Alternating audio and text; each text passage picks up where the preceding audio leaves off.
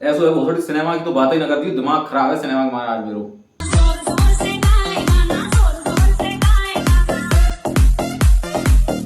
तो नमस्कार दोस्तों, स्वागत है आप सभी का हमारे चैनल एसआर वीडियोज पे।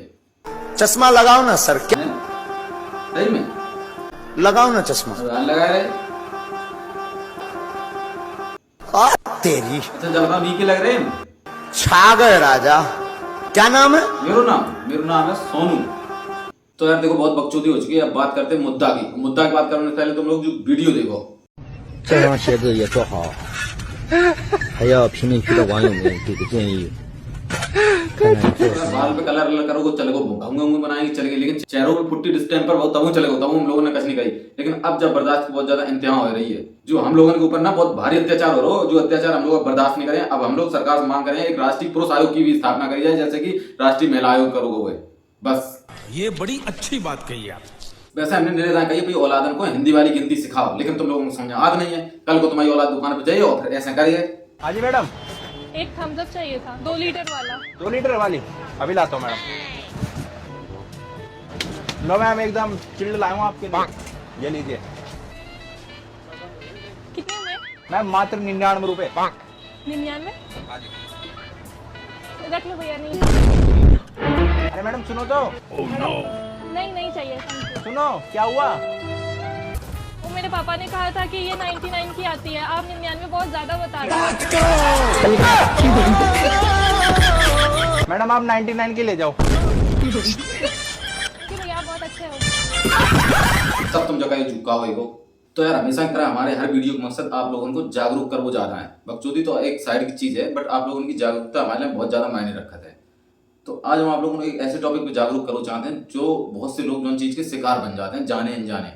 देखो कुल मिलाकर अगर कहूँ आप घूमन जा रहे हो, चाहे वो टूरिस्ट प्लेस है, चाहे कोई रिलीजियस प्लेस है, चाहे कोई हिस्टोरिकल प्लेस है, कहूँ अगर तुम घूमन जा रहे हो तो मन पे बहुत सारे आजकल फ्रॉड चल रहे हैं। मन पे अगर तुम घूमन जा रहे हो, तुम्हें चला करो कोई ऐसे गाइड पीछे पड़ो है तुम्हारे, जाकर हम तो 50 रुपये में पूरा सब कुछ घुमा दिए, तो तुम जा समझ लो कुछ ना कुछ गड़बड़ है। 50 रुपये में कौन घुमाता है यार? तो ये जो गाइड लोग चलते हैं ना, ये सारे लोगों की दुकानें सारी फिट रहती हैं, इनके सारे मंदिर फिट रहते हैं, उनका पूरा कमीशन सेट रहता है इन लोगों का। ठीक है, तो इन लोगों को अवॉइड करो। पहली बात तो गाइड वाले चौथापे से बचते ही रहो। आजकल यूट्यूब है, यूट्यूब पे कहीं भी आप घूमने जा रहे हो तो उससे पहले 1-2 दिन टाइम निकाल के पहले वहाँ के बारे में सारा देख लो यूट्यूब पे, कि वहाँ पे क्या क्या चीज़ें देखने लायक हैं और हमें क्या क्या देखना है, क्या क्या नहीं देखना है। और अगर आप चाहो तो गूगल पे जाके ये भी डालो कि वहाँ पे कैसे कैसे फ्रॉड चल रहे हैं, आपको सब कुछ पता चल जाएगा। यार सारी चीज़ें उपलब्ध है, सारी सुविधाएं आजकल नेट पे हर चीज़ अवेलेबल है। मतलब हमारे बताए से आप लोगों को कम समझ में आए, आप जो वीडियो देखो पहले। लेकिन बात शुरू हुई तब जब मैं गई निधिवन में रिक्शे से जाते हुए हमें एक आदमी मिला। उसने कहा कि 100 रुपए में मैं आपको निधिवन के दर्शन कराऊंगा। आप लोगों को पता है कि मैं जहां भी जाती हूँ वहां एक गाइड जरूर लेती हूँ। लोकल था तो मैंने उसको रख लिया। उसके बाद उसने मुझसे श्रृंगारदानी खरीदने को कहा। मेरे ख्याल से वो भी मुझे बहुत महंगा पड़ा, क्योंकि और लोगों को सस्ता पड़ा। मैं इस बारे में बाद में बात करूंगी। उसके बाद हम निधिवन में चले गए। निधिवन में मुझे वीडियो बनाने के लिए मना कर दिया गया। वहां पर कहीं पर नहीं लिखा था कि आप वीडियोग्राफी नहीं कर सकते हैं, बाकी सारे लोग कर रहे थे, हमें उसने मना कर दिया। उस वक्त मुझे लगा कि शायद वहां का कोई रूल होगा कि वहां पर वीडियोग्राफी अलाउड नहीं होगी, इसीलिए वीडियो नहीं बना सकते होंगे। लेकिन सब लोग बना रहे थे, बस हम नहीं बना रहे थे, क्योंकि उस आदमी ने हमें मना कर दिया था वीडियो बनाने के लिए, क्योंकि वो नहीं चाहता था कि शायद उसका चेहरा रिकॉर्ड हो, क्योंकि उसके इंटेंशन थोड़े बुरे थे। और उसने हमें कोई चीज ऐसी नहीं कि बताया निधिवन के बारे में, जगह जगह पर चीजें आपको अच्छे से लिखी हुई थी, तो आप खुद भी समझ सकते थे। और वहीं जो दूसरे गाइड थे वो चीजों को बहुत अच्छे से समझा रहे थे, लेकिन जो हमारा गाइड था वो फटाफट से चीजों को समझा रहा था। शायद ये भगवान का इशारा था कि वो आदमी गलत है, और मैं समझ नहीं पाई।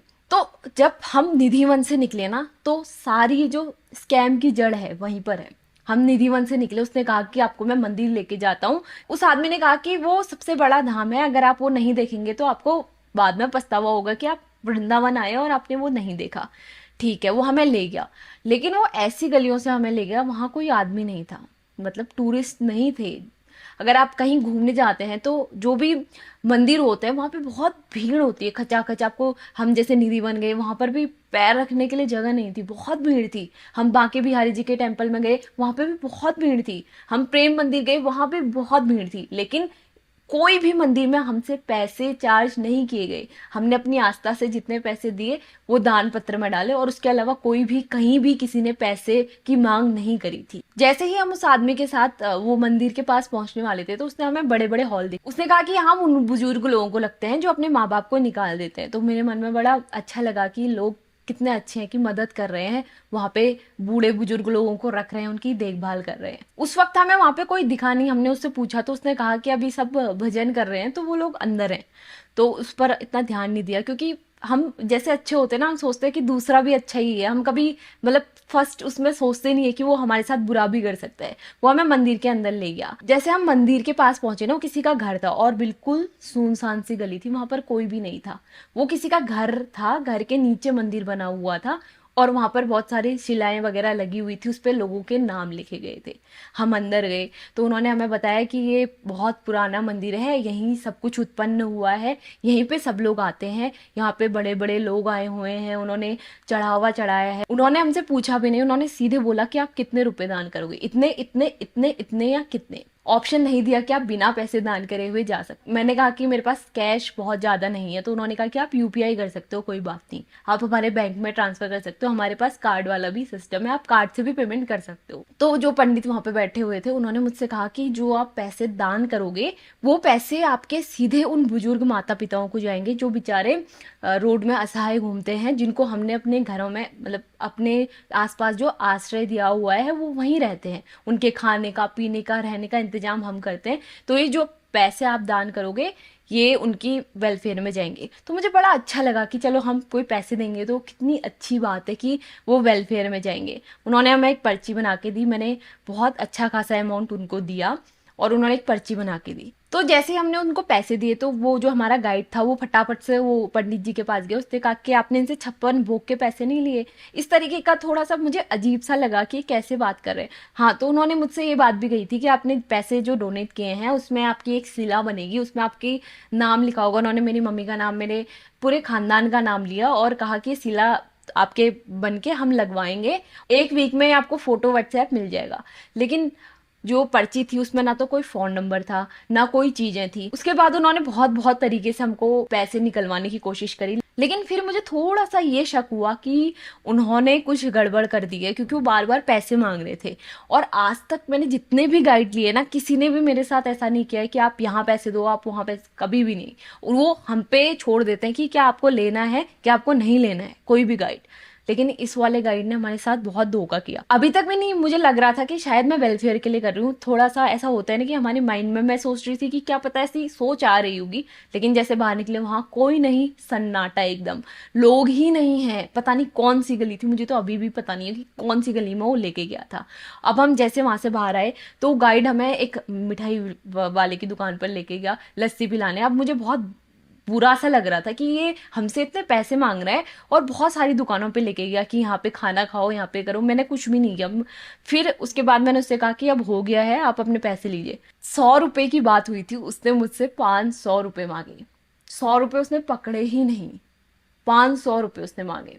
तो ठीक है, मैंने कहा कि चलो 500 रुपये ही सही। मैं ज़्यादा बात नहीं करना चाह रही थी, क्योंकि पहले मुझे बहुत बुरा लग रहा था कि शायद मेरे साथ स्कैम हो गया है। और वहाँ पर मैं कुछ बोल भी नहीं पाई क्योंकि लोग ही नहीं थे, और जो लोग थे वो उन्हीं के लोग थे। तो फिर थोड़ी सी ऐसी दिक्कत हो जाती है। मैं रूम में आई, मैंने पढ़ा तो लोगों के, मैंने बहुत सारे रिव्यूज़ पढ़े कि लोगों के साथ ऐसा स्कैम हुआ है।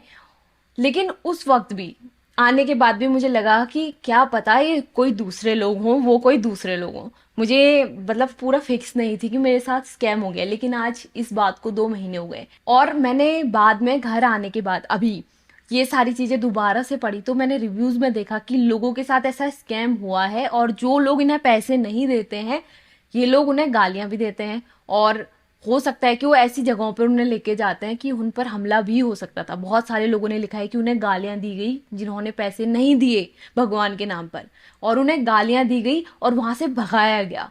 अब आप सोच ही सकते हैं कि कितना बड़ा स्कैम है और कैसे कैसे लोग फंस जाते हैं, क्योंकि मैं भी फंस गई इस स्कैम में। मैं इतना ही कहूँगी कि अगर आप कहीं घूमने जाते हैं तो आपको जो चीज़ें पता है ना, अपने गाइड के साथ भी बस वही चीज़ें आप घूमिए। अगर आपका गाइड आपको कहीं दूसरी जगह ले जा रहा है, अनजान जगह पे, वहाँ पे मत जाइए, क्योंकि रिस्क हो सकता है। हो सके तो सर्टिफाइड ही गाइड लीजिए। आज तक मैंने हमेशा ही सर्टिफाइड गाइड लिए थे, पता नहीं मेरी क्या ही प्रॉब्लम हो गई कि मैंने इसको गाइड ले लिया था। ये सबसे बड़ा रूल। और दूसरी बात, आप जहाँ पर भी घूमने जा रहे हैं, सबसे पहला आपका रूल है, आपको गूगल में चेक करना है वहाँ के स्कैम। आपको सबसे पहले ये चेक नहीं करना है कि मैं यहाँ घूमने जा रहा हूँ, क्या क्या घूमने की जगह, नहीं, आपको ये चेक करना है कि मैं यहाँ घूमने जा रहा हूँ, यहाँ कैसे कैसे स्कैम होते हैं। ये सबसे मेन रूल है। उसके बाद आप चेक कीजिए कि आप कहाँ कहाँ घूमने जा सकते हैं। जैसे मैं वृंदावन गई थी, तो वृंदावन स्कैम अगर आप सर्च करेंगे तो आपको ऐसी चीजें मिल जाएंगी और आप सतर्क हो तो जाएंगे। कहने मतलब जो है यार, कहूँ जाओ तो थोड़ी अपनी समझदारी और अपने मतलब कॉमन सेंस को इस्तेमाल करो, फालतू की चुतियापन के चक्कर में ना पड़ो। एक बार हम भी गए थे एक जगह घूमने, हरिद्वार में घूमने गए थे, तो हमारे दोस्त लोग कुछ थे, तो हम कई सारे लोग थे, तो दो उसमें बट गए हम लोग। तो हम जिस ग्रुप में थे हमें पता है कि हमें क्या करना है क्या नहीं करना, बट जो दूसरा ग्रुप था उनके पीछे वही गाइड वाला लफड़ा एक आदमी पड़ गया, और वो उनको बोला मैं यहाँ घुमाऊंगा वहाँ घुमाऊंगा, 100 रुपये दे देना मुझे। और उस गाइड ने उन लोगों को इतना ठगा मतलब कहीं भी घुमाने ले जा रहा है, मंदिर में यहाँ पे दान करो वहाँ दान करो, जबरदस्ती दान करवाया उसने। फिर वो एक ऐसी जगह ले गया, वहाँ पे अंगूठी मिल रही थी, ये रतन है, ये है वो है, इससे तुम्हारी मंगल ग्रह की दशा चेंज हो जाएगी, इससे शनि ग्रह की दशा चेंज हो जाएगी, ऐसे करके उनका ऐसा चूतिया काटा, ये समझ लो 7-8 हज़ार रुपये का ऐसा चूना लगा दिया उनको कि वो समझ नहीं पाए। जब उन्हें मैंने समझाया तब उनको समझ में आया कि हाँ यार ये तो मेरे साथ गड़बड़ हो गया। तो यूज योर कॉमन सेंस यार, जब आदमी तुम्हारे से रुपए निकालने की कोशिश करे तो समझ जाओ कहीं ना कुछ गड़बड़ है। किसी को फालतू में रुपए किस लिए देने यार, यूज योर कॉमन सेंस। आजकल जगह जगह लोग बैठे हुए हैं यार, लोगों का काम है धर्म के नाम पे धंधा करना और लोगों को चूतिया बनाना। तो आपको ये अपना कॉमन सेंस यूज करना है, अपना सिक्स सेंस यूज करना है कि आपको किस तरह से इन लोगों से बचना है। धर्म में श्रद्धा होना बहुत अच्छी चीज है, लेकिन इन चूतिया लोगों से बचते रहो, सावधान रहें, सतर्क रहें और अपना ख्याल रखें। चश्मा लगाओ ना सर। तुम यार सो धनिया बोए हो। तेरी। तो यार आज के लिए इतना ज्ञान काफी है, मिलते हैं नेक्स्ट वीडियो में, तब तक के लिए बाय।